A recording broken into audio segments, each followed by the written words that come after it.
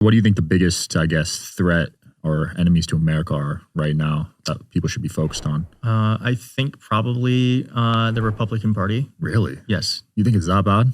it's really bad. Yes. Wow.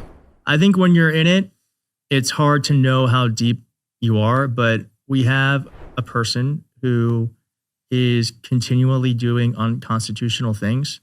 We have a Republican Party completely unwilling to be a check on him and in some ways endorses his worst behavior.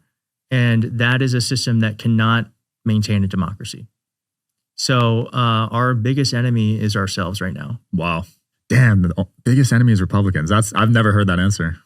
Well, I've heard China, I've heard, Russia, I've heard Israel a lot lately. well, only one group in this world has tried to overthrow one of our elections, and that is Donald Trump by way of his supporters. So I don't know. I wish this weren't true. I wish that we were able to kind of argue about the discrepancies of a tax bill rather than, whether or not elections should be free and fair. Yeah. But I do think that the Republican Party as it stands now is not one that believes in what the Constitution stands for.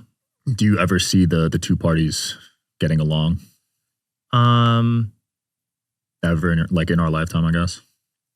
There's going to have to be some, I don't know what it's going to be, but we are basically, there's going to be some sort of moment that happens where I do think the January 6th could have been it.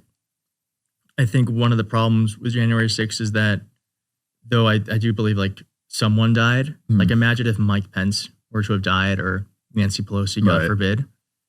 I think that day would have looked a lot different, but it was very close. That was very close to happening.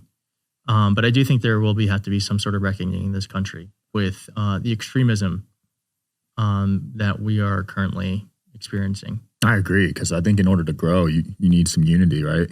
Can't always be fighting each other. Yeah, and I do think most Americans want that. They want unity.